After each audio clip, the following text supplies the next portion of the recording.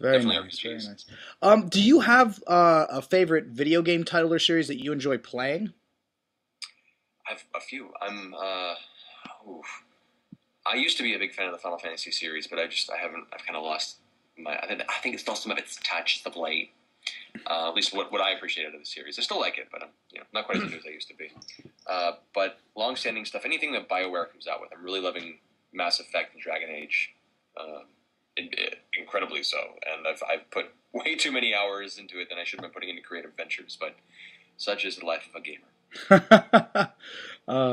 What about what are some of the games or game franchises you hope to work on? I mean, obviously you enjoy the BioWare, you enjoy BioWare, or all the other people like playing their games. What are you hoping that they'll come and be like, hey, we'd like for you to come and voice for us?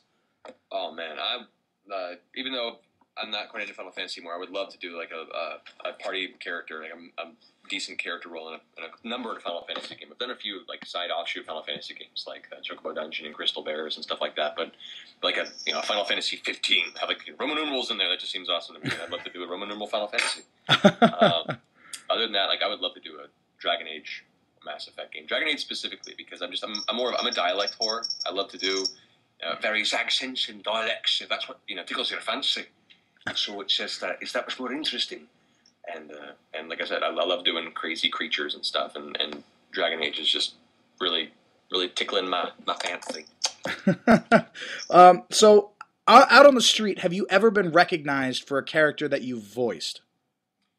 I visually voice actors have that one element of never really being seen. So unless they're really really big, like Steve Bloom or Crispin Freeman, it's not too easy to be recognized. Except in anime convention circuits, I have been recognized a number of times. That's a little more of a niche social group, and those people actually do go out and research and find pictures and find you on Facebook and write you creepy messages on occasion. But no,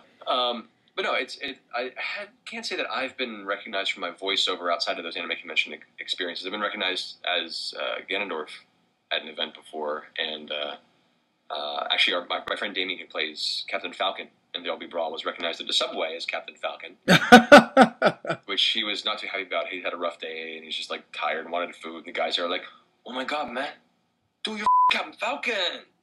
It's Captain Falcon, dude, James, get out back and come look, it's Captain Falcon." He's like, "Oh, no way, man." And he's just like pulling his hat down, like, "Oh, God." So that was funny. And Becky, who plays Samus in Brawl, got recognized at GDC as Samus, so she enjoyed that as well. But myself, not so much. It's kind of the crux of voiceover, and in some cases a blessing.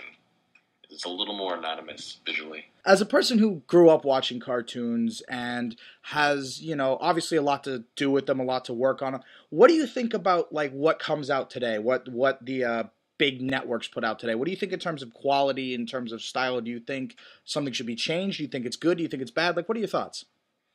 I miss the old days of animation. I really do. I grew up loving and adoring Warner Brothers. I grew up loving an era in which the traditional 2D hand animation was so important and such a respected profession.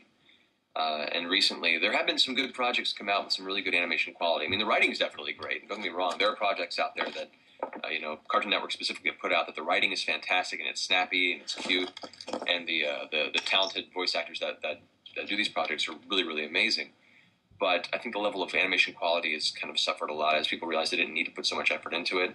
Specifically with a lot of the Cartoon Network properties and the Adult Swim properties, there's just not a whole lot of love put into the form of animation. But then again, I say this as the kid who grew up with series that were outsourced to China and Japan to animate, but still, even they put a lot of time and effort and love into these projects, and I just think that a lot of that's missing nowadays. Thankfully, there some things like Venture Brothers and like the Avatar: The Last Airbender is actually a really really good example of a show that does take its animation seriously, and it shows the quality of the product is fantastic, and I'm hoping there's a little more of a resurgence in that appreciation as the Cartoon Network generation comes to adulthood and begins kind of running their end of the world. So, keep my fingers crossed.